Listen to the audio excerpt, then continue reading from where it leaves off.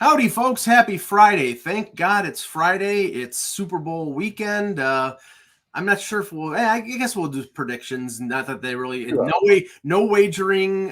Don't blame me if I say Team A and they get destroyed, but I'll just say that, I have a feeling on this one, but I'm not sure. Well, I But mean, when I do like the Locked On Flyers thing, I actually have to insert a prediction or a bet or something for FanDuel. Like you have to do it. right. And And so like I generally don't do win or loss. I usually for that do like over under or something like that. okay. Something basic. But for this I'll do win and loss. That's fine. Yeah, that's fine. But we'll start with the pre-show. Go ahead, Russ. Yeah, so I just posted literally a minute ago up on Sportsology. The NFL is going to play in where Real Madrid plays in 2025. They're going to play a regular season game there. So they're playing Brazil next year. Now Madrid. Yeah. Or Barcelona. Barcelona. Yeah. And it's interesting to me simply because, excuse me, because I hear rumblings that the NHL wants to play there at some point for some sort of game. Well, they played in Australia, so they can play really anywhere now. Right. So that, that's sort of where these are the untapped big money markets now. You know what I mean? That's what we're looking at. Yeah, but these are one-offs. I mean, okay, the NHL and the NFL wouldn't do this if they're not making money. So if it's purely a money-making vehicle, fine. Well, but it's a regular season for the NFL. For the NHL, would not be a regular season game. Right, and see, that's the thing. It's like the NFL is bigger, obviously. It's all over the world, and they can do, they can sell 70,000 at Wembley or whatever they do, or Berlin, or it's like they can do these one-offs. They can play them in soccer stadiums, so the sight lines and the field sizes are comparable. Yep. So it works. NHL. I mean, okay, if they're making money, I have no problem with it. If it's a one-off, if it's preseason and they just want to sort of spread the reach of the game, fine. But I don't know. I'm not sure what it would be. Just one of these rumblings things that you hear. So it'll be interesting to see, what happens if it ever occurs. It's just scuttlebutt right now. But the fact that I just got this for the NFL today makes me think it might be more than scuttlebutt. Yeah. Couple things here. Normally I like Stephen A. Smith, even though he's a blowhard sometimes on ESPN. He goes a little bit over the top, but I usually like him. But he comes out this morning, and this will be reminiscent of the year that Connor McDavid, I think it was when he was MVP, and one Pittsburgh writer did not vote for him number one for the MVP. I'm pretty sure that was it, right, Russ? I mean, it was a few years. It was a few years ago. Well, okay, Lamar Jackson got 49 of 50 votes for the MVP. The one holdout was a reporter named Aaron Schatz, who I think he's with AP, but he has his own website, and he voted for Josh Allen. And Stephen A. Smith just unloaded on the guy on his show on ESPN this morning. It's like I say the same argument that I made when the Pittsburgh writer said, okay, as long as you have a justification for it and it's not completely ridiculous, that's fine. I'm the same way. It's unfortunate now, and since you and I do vote, there is a thing now where I'm not saying they expect you to kind of vote with the crowd, but they almost do. And if you're like a little bit outside the box, this is what happens.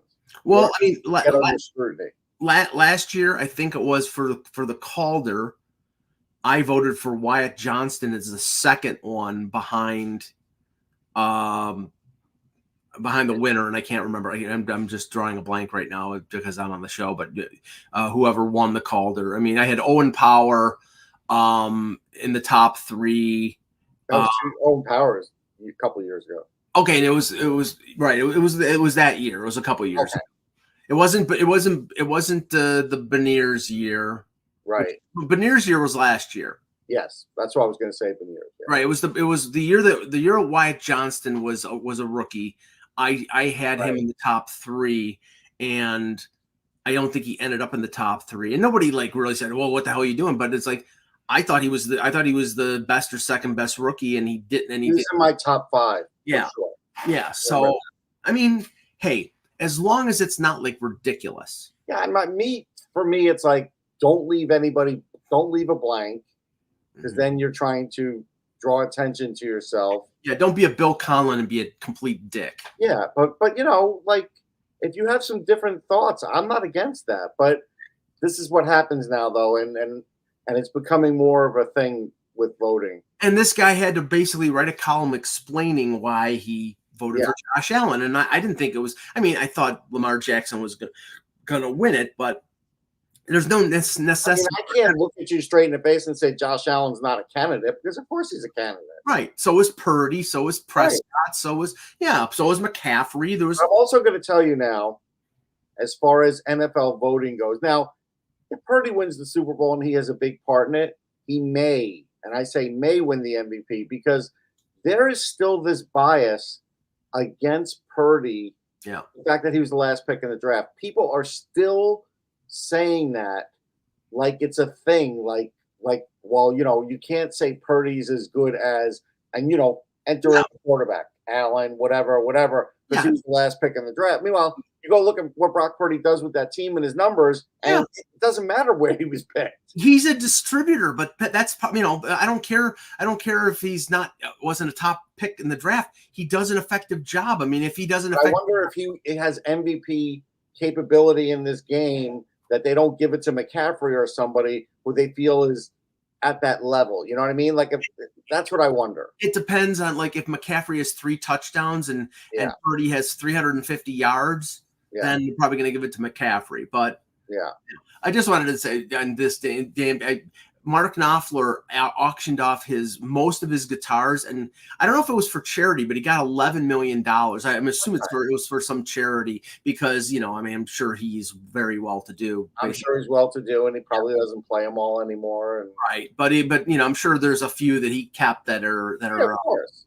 The other thing was, and Russ, I just saw the tweets in our DMs about Billy Epler. So what exactly did he do that was wrong? We don't know, but we heard. This is the former GM of the Mets. Right. We heard at the end of the season that he had some improprieties. So I'm sure it's going to come out. It sounds like, I mean, again, these are things that happen in sports, but he got caught for it. Guys who aren't hurt or on the IR, things like that. And so we don't know exactly who, exactly when, what it was. So we'll have to wait and see. But is this like something that never happens in any other sport? We'd be liars if we said it doesn't. Of course it does. Right. So I do think that, and look, I didn't love Billy Epler as a GM, but it does seem like Major League Baseball is trying to make an example out of him, doesn't it?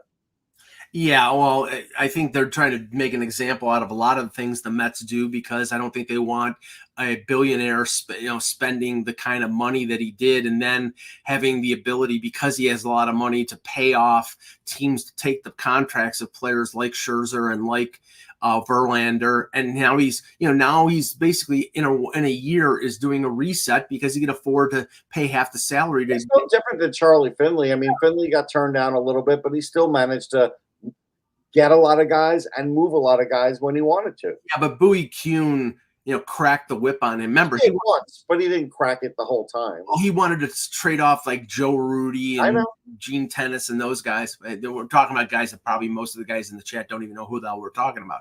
Anyway, let's start the show. Hello, Hockey. We can do our prediction, or we can do it at the end of the show. At the end of the show. Okay.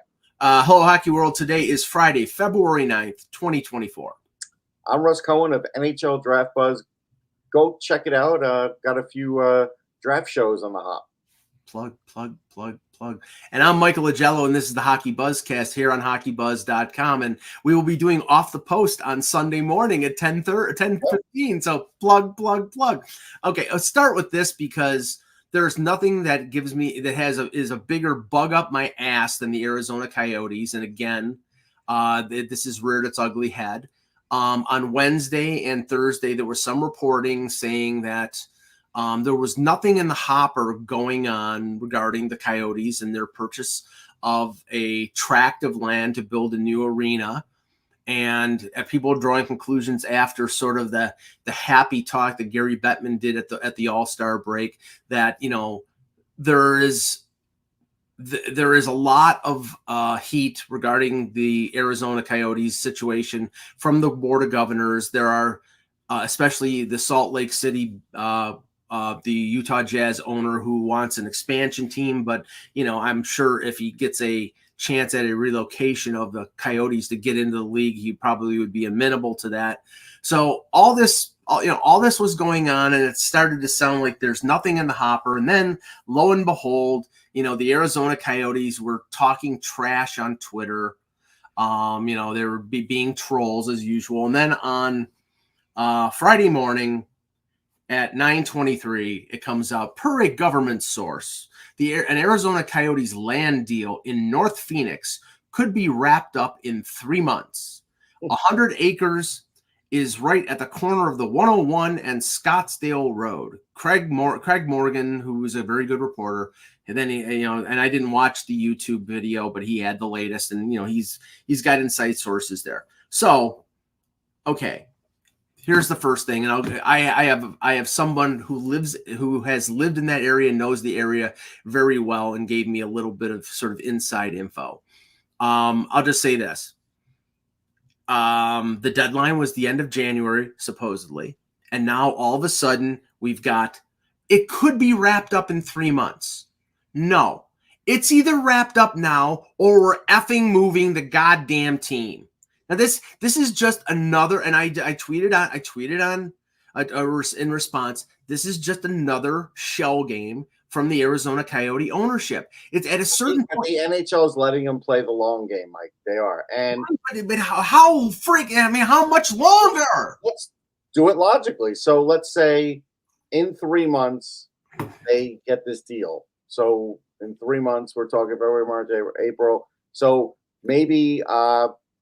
If that were the case, they could break ground by May or June, and then they'll have to come up with money, and then they'll have to come up and with building the actual thing. So you're talking another 2 years past that. How long is the mullet?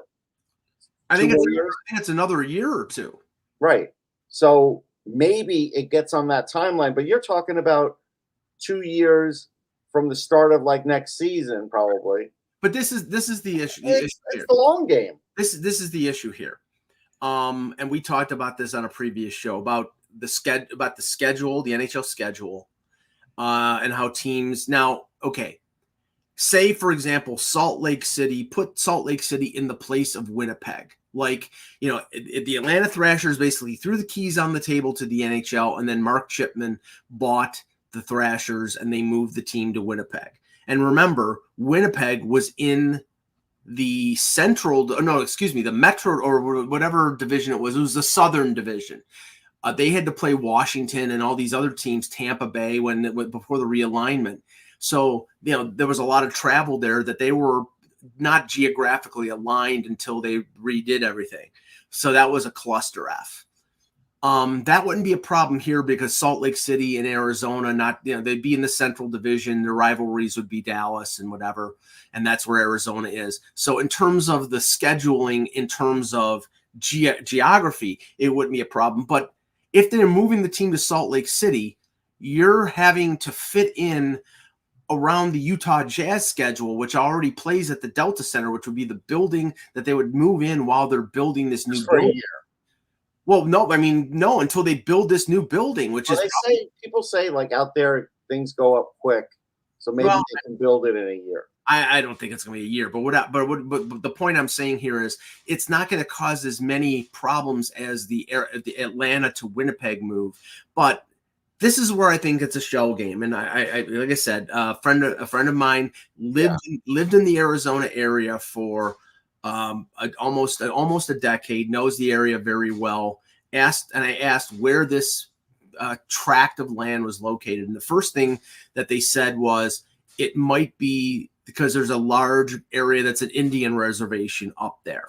Now then when they looked at it further, they said it's just over the line from Scottsdale in North Phoenix.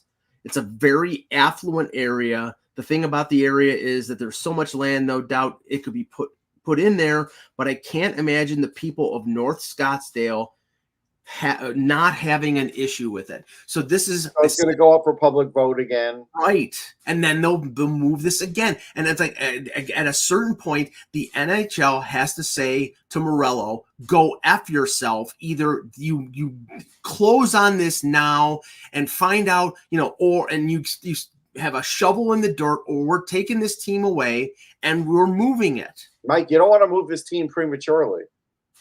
Jesus Christ Almighty! Oh my God! It's just. I mean, I'm just saying. It just makes the league look. There's 2 more years on the mullet, so that makes me think they're going to waste out these 2 years. The possibility of any of this happening. And listen, don't besmirch Winslow, Arizona, Dan. I'm a big Jackson Brown fan. It's such a fine sight to see. But no, I just girl, my lord, in a flatbed Ford. Yeah, okay. Yeah, I don't understand it. We don't have to understand it. It's the owners that if they don't make a fuss, it's just going to keep rolling on. So it is weird, and it's just the way it is. According to Elliot Friedman, because he was talking about this on the recent 32 Thoughts podcast, and he said there is ownership in this league that is saying this is an embarrassment and we need to resolve this not now. Like now. Right. Is there enough? That's the question. Is there enough owners? I think enough ownership to feel that way. I would think so, but I'm not in the board of governors meeting, so there's no way that we could really know. So we'll see where that goes. But like I said, this is a complete and utter embarrassment for this league, and I'm sick and tired of talking about this, and it needs to get resolved. But anyway, that's an evergreen thing. That could be from a show 5 years ago we did. Yeah. Oh yeah, and it's going to be me with more hair, not and with the stickers on the back of my old apartment. Yeah. That just go back to Redfield T-Bomb and all that shit. Yeah. All right, so now you were in Michigan. That's not a rumor. I really was. Yeah, you were in Michigan. It was the under 18s, correct? No. Well, 5 nations though. 5 nations. I'm sorry, 5 nations. Yeah. Elliot Friedman referred to this in connection with teams that would be willing to trade their first round pick. And believe me, between now and March the 8th, we're going to be dealing with a lot of rumors. Yeah. Now, this is the interesting thing. He was told what came out of, and I know that you're going to dispute this because we mentioned talking about this, that the conventional wisdom right now, and this always seems to be the case when this draft is 4 rounds deep or this draft, that the line of demarcation in terms of quality at the top of the draft is about 20 picks, and then after 20 it drops off the planet. And I dispute that. I know, and that is the reason why all of a sudden Vancouver traded their first round pick in the Lindholm deal. Winnipeg. Hold on. Vancouver. Let me just finish the thought, and then I'll hand it over to you.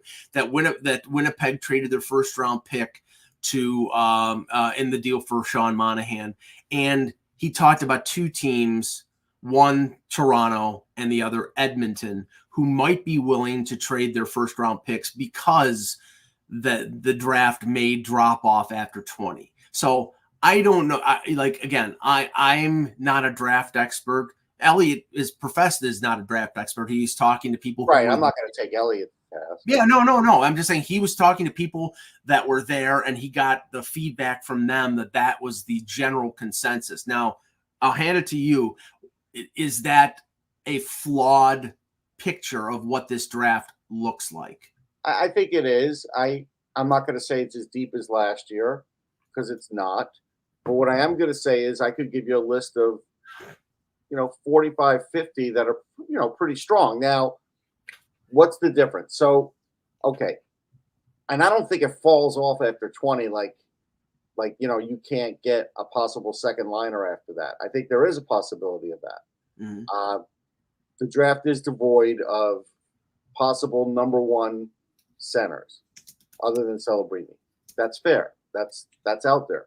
It's also very deep on defense. Now, the caveat on defense is it's very hard to be a top pairing defenseman. Just ask the Flyers and Cam York when they got him and they hoped he was going to be.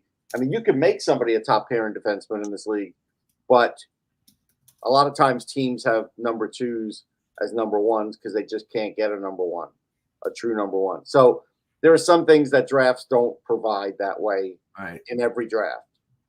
But I always think, and I think this for teams too, that it's a gamble to just think that, yeah, if I'm outside of the 20, I could trade that first rounder and it's not going to bother me.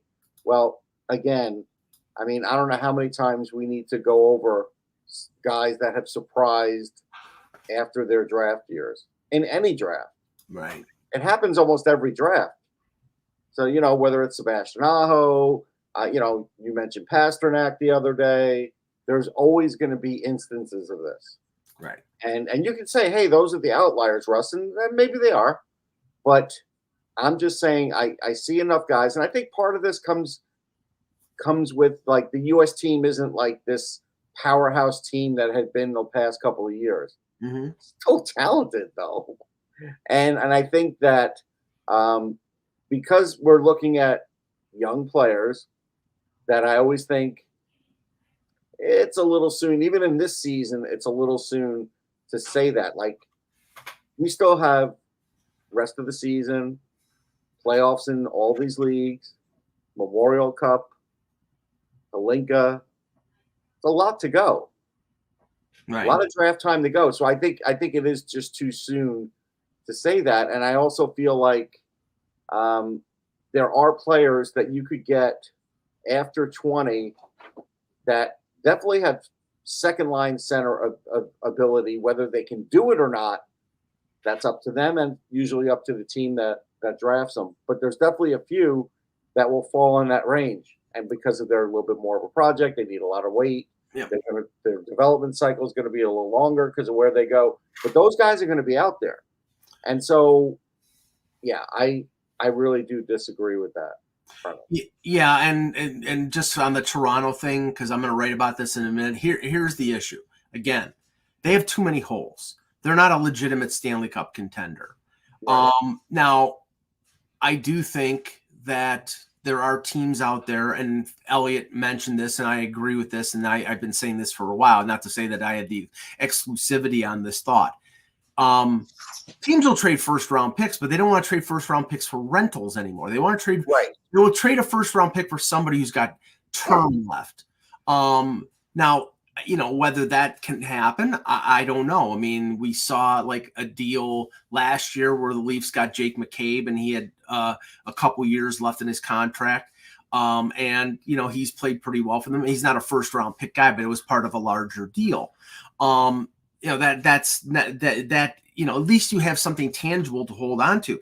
I mean, right now the Leafs, they have a 1 this year. They have the Islanders 3. They have 4 and 3/5, 6 and 2 7. So they're not loaded in the draft. But if they trade their first round pick, they don't have a first or second for the next 2 years. Yeah, that's a big problem. So here's a good tale, right? And I won't say the outlet, and they misspelled the player's name in the lead, which is bad. But 2017, weak draft class makes for difficult. Okay, so they were calling it weak. In 2020, right? Right. In 2020, they were like, yeah, this is a weak class. Now, I think Nico Hischier is a really good player. Is he worthy of a number one? You can make that argument that he's not. Yeah. Heiskanen, Makar. I mean, you can't destroy a Philadelphia on Nolan Patrick because he got hurt. But you look at the top 10, and with Tippett rounding it out now, and he's managed to at least come back to the pack. Middlestat. You got Velarde, who's now starting to do something. Netchis is all of a sudden starting to catch fire. Suzuki. Like, this is not a weak draft. You can go, again, Morgan Frost, 27. You want to keep going? Okay. Jason Robertson, we know about that. He was better than a lot of people thought. You go with Lucitarian, who was picked 42. You want to keep going. Ukko-Pekka Luukkonen was picked 54th. We'll see what he does.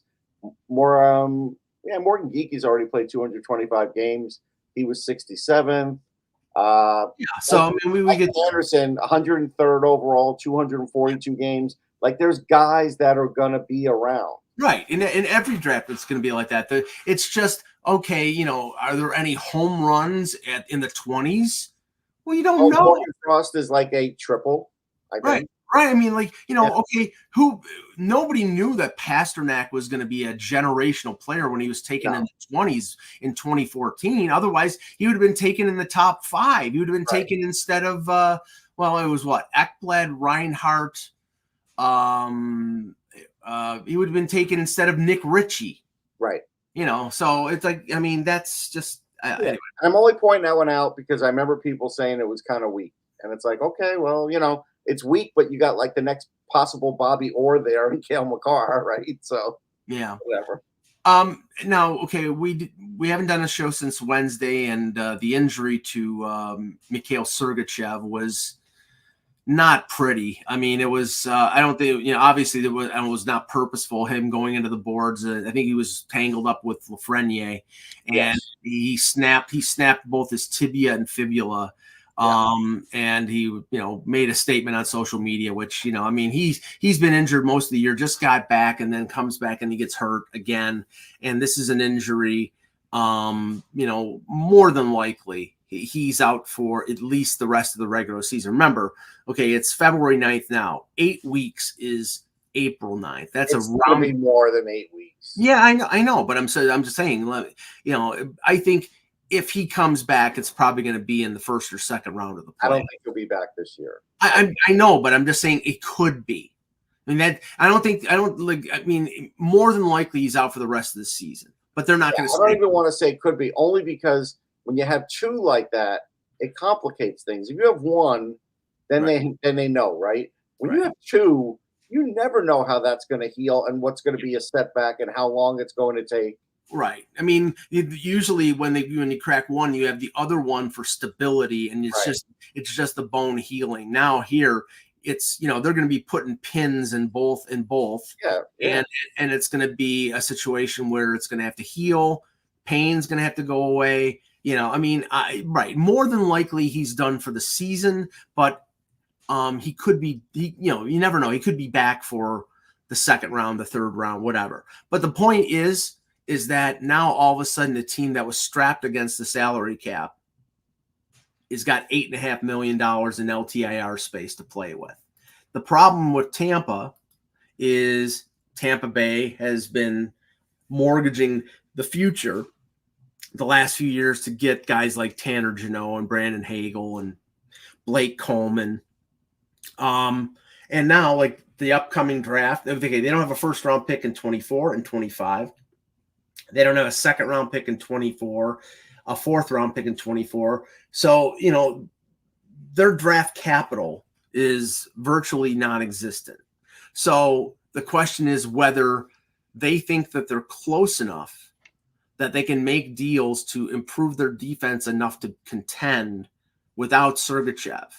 And I don't know. This is the dilemma. I mean, I think they would need to add at least 2 defensemen, and you can't. You have the cap space to do it, but do you have the assets to do it?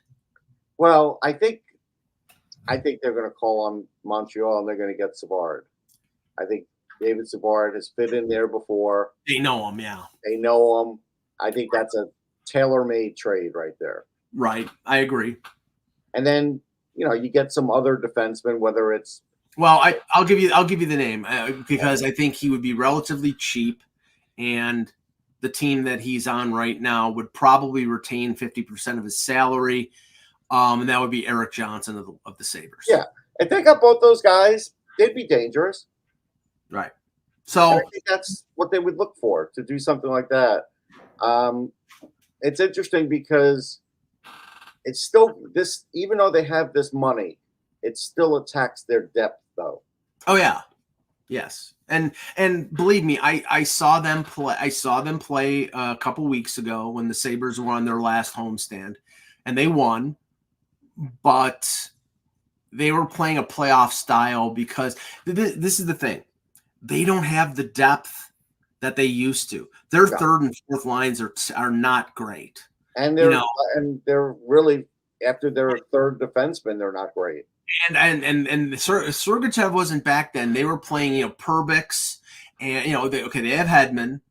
They were playing Perbix. They were playing some guy named Crozier, some guy from Norway with a hyphen. I mean, I know hockey players. I've never heard of these guys. Their bottom pairing were guys. It was Larry Robinson was in there, and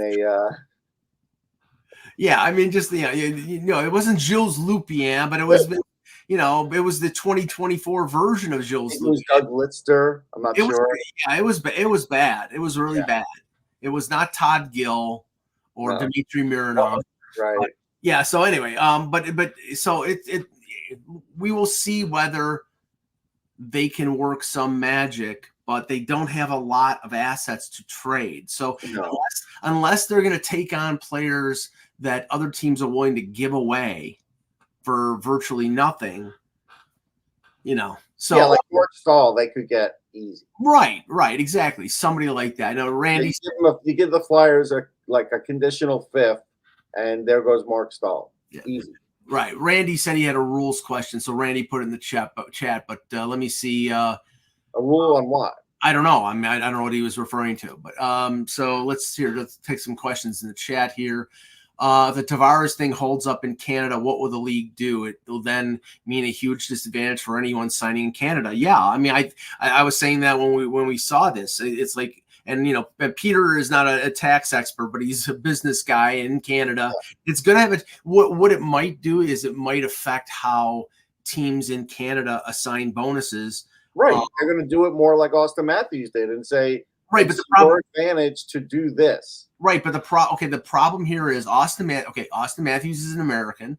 Austin Matthews in the offseason lives in Arizona, and when he gets that bonus, he's living in Arizona. So with the way the bonus is structured, Tavares Toronto. He lives in Toronto. But I think he also has a Long Island house. I'm not sure he did sell it. He sold it. Okay, well, see, he had some bad advice, I think. Right. So I mean, I don't know whether he got bad advice in terms of his financial advisor or whatever. I mean, I'd be suing the guy if you're going to. If you're a player, just buy some Hubble in Cheektowaga and show up there twice a year. That's all. Yeah, I know one right next door to me, but yeah, geez, some Hubble. Thank you. Earl asks, with all these expansion teams happening, well, we don't know how many expansion teams they're talking about it, but they're talking about 4. Yeah, number 4 at max. Yeah.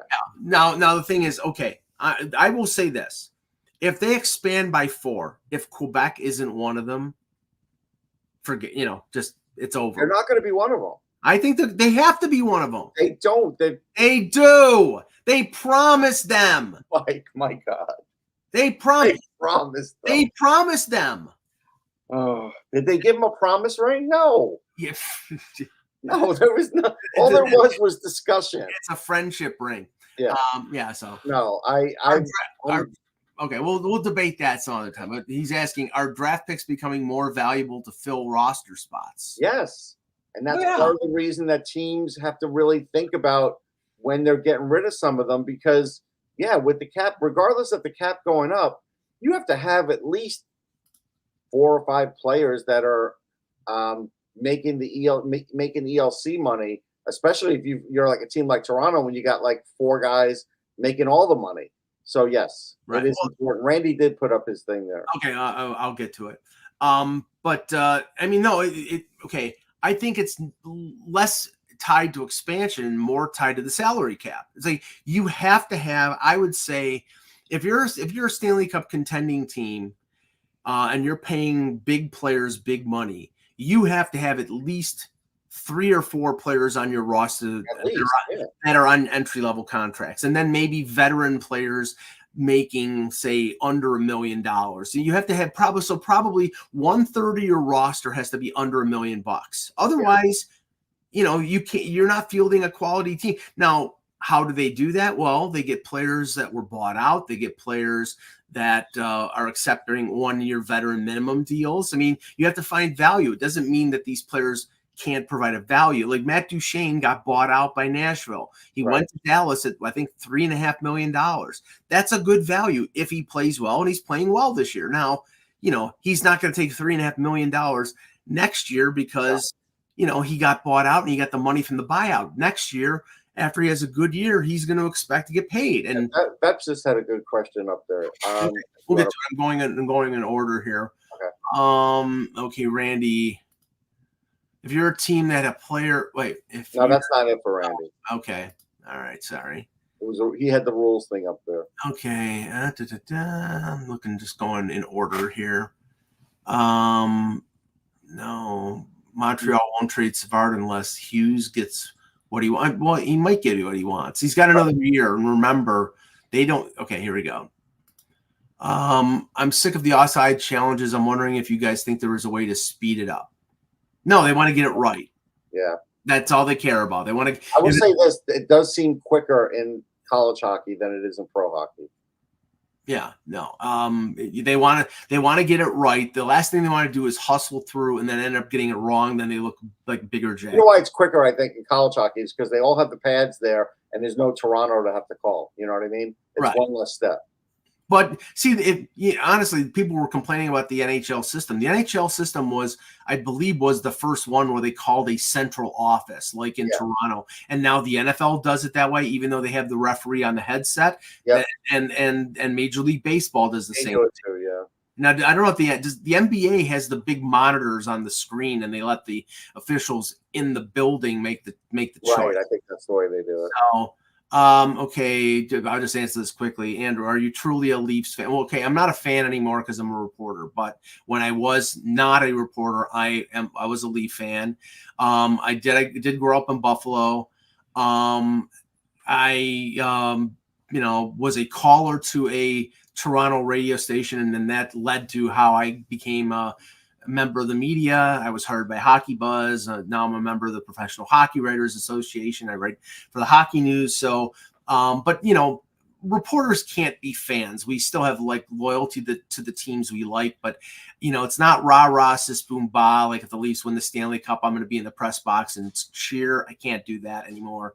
But let's just say, I think anybody who says they're not a fan of a team when they're a member of the media, they're lying, but they just can't show it, and they can't be biased when they report. So that's the way I operate, and that's the way I have to do things. Okay, Vepsis, what is the current Rangers goalie situation right now? I saw Quick being mentioned on Twitter getting potentially a run here with Igor backing up. Well, I'll just say one thing. Shesterkin is probably starting. I don't know if it's tonight or tomorrow night when they play Chicago. They said Shesterkin. They wanted to give Shesterkin a rest after the All-Star game and to watch some video. They did right, and because he's got basically a sub 900 save percentage, and he's not that goalie. But the thing is, look, Twitter may be running amok, but I heard the soundbite of Laviolette saying Shesterkin's the guy, and even Quick said Shesterkin's the guy, and even Quick said he's been learning some things from Shesterkin, which he definitely doesn't have to say. Like Jonathan Quick doesn't say stuff that he doesn't want to say. So he's got 3 cups, so he doesn't have. I don't think there's any danger of that happening. And like Mike said, he'll play against the Blackhawks. Yeah. Let's see here. Last one. Will the Rangers go big and get what they really need? A center, winger, and a steady defenseman. Okay. I'll just say this, and I'll let you know more about the Rangers than I do. I do think they're going to make a move of some consequence, but if it's between a forward and a defenseman, I still think it's going to be a defenseman because you know what? Eric Gustafsson sucks. He is a terrible defenseman. I wouldn't trust him playing major minutes in the playoffs. Now they have Trouba, Miller, Lindgren, and Fox. Right.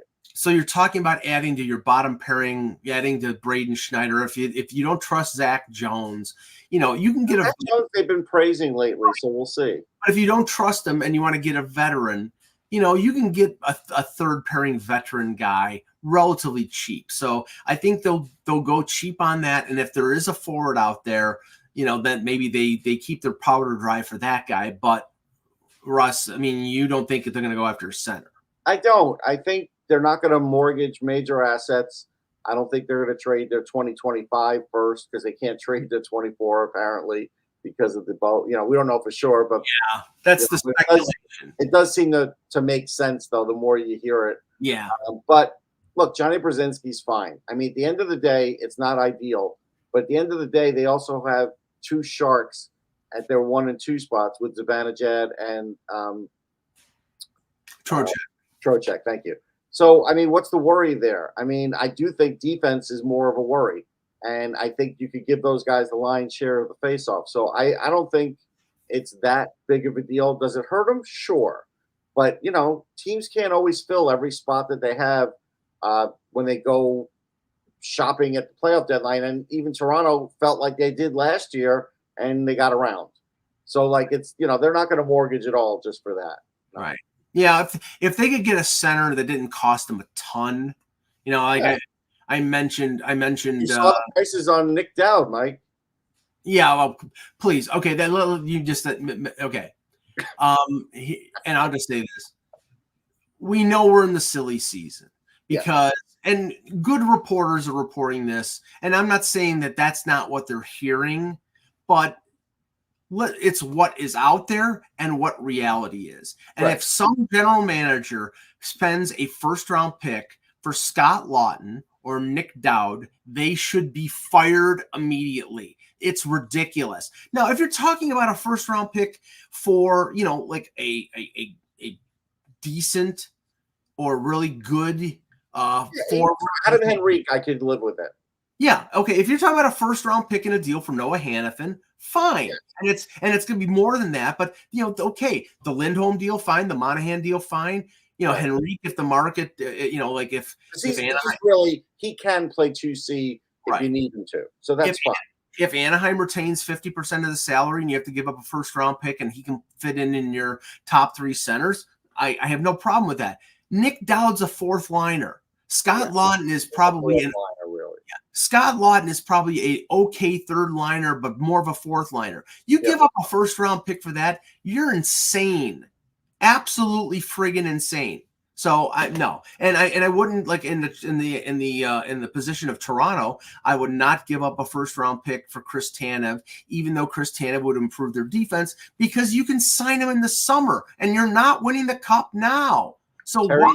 I'm just going to let Terry 3G know we're not posting any of these supposed trades that you're hearing in the GTA that guys are muttering in bars or other places. Yeah, and okay, Friedman said the Leafs are not giving up Cowan, they're not giving up Minton, they're not giving up Nyes, and I don't think he didn't include the name, but I don't think they're giving up Topi Niemelä because Niemelä is having a really good year in the American Hockey League.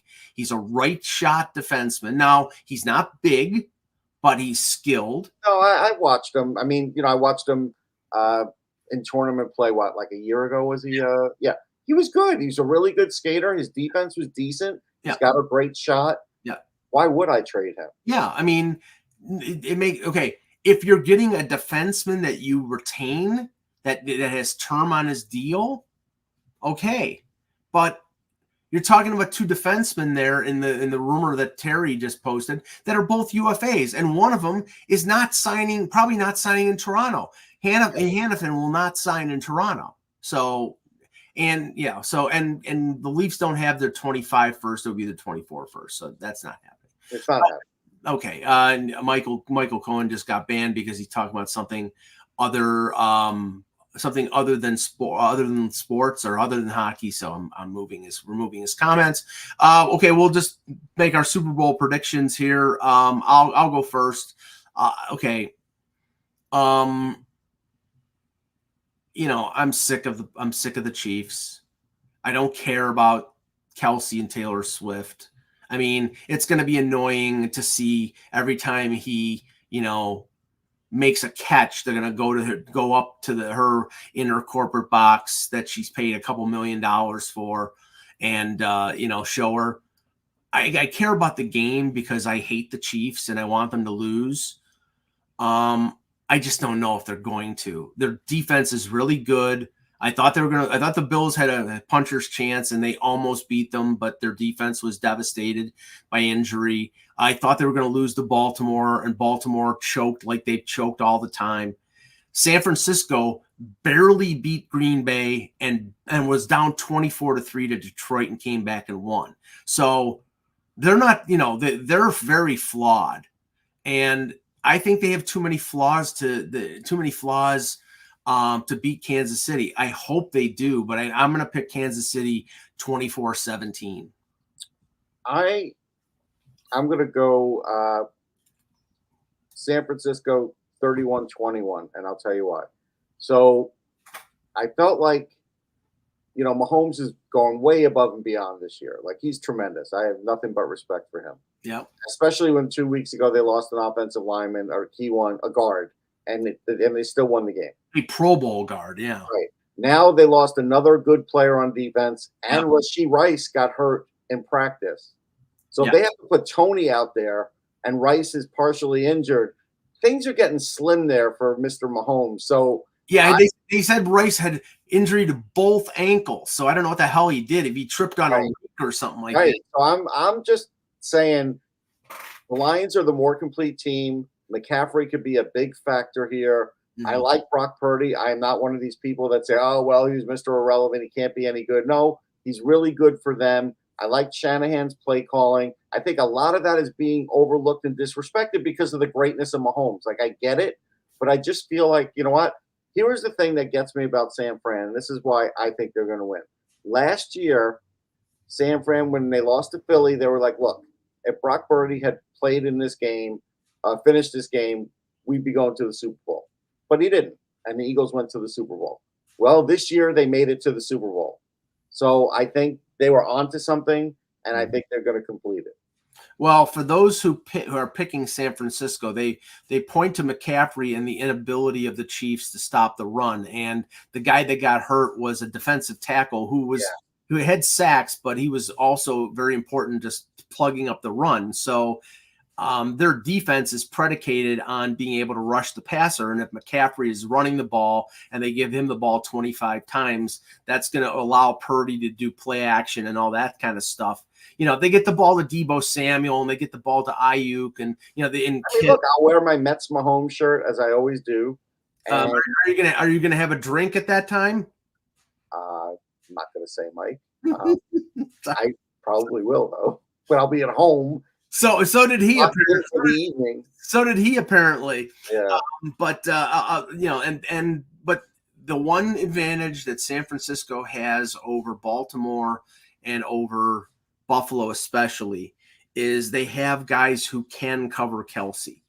Right. So Buffalo, they had a guy who was on the practice squad for 2 weeks after he'd been retired for half the year, and he was the guy covering Kelsey in the AFC divisional game. And the guy who was for Baltimore, I think it was Hamilton, couldn't cover him. So if you can neutralize Kelsey, it's easier said. I mean, he's not going to have 10 catches in this game. If Rice is hurt, he might have to. They're going to try. He's going to get a ton of targets. Yeah. I just don't think he'll have 10 catches. So if you want to bet the under on that, feel free. Yeah. Yeah, no. I'm not making any predictions on prop bets, heads or tails, color. Yeah. See, okay. I do like the over. I've been saying on Locked On Flyers, I like the over. Last I saw it was 47.5. I think that's really good. Anybody who goes on any of these gambling websites and bets on what the color of the friggin' game is, they just want to bet on something. Oh my God, get a life.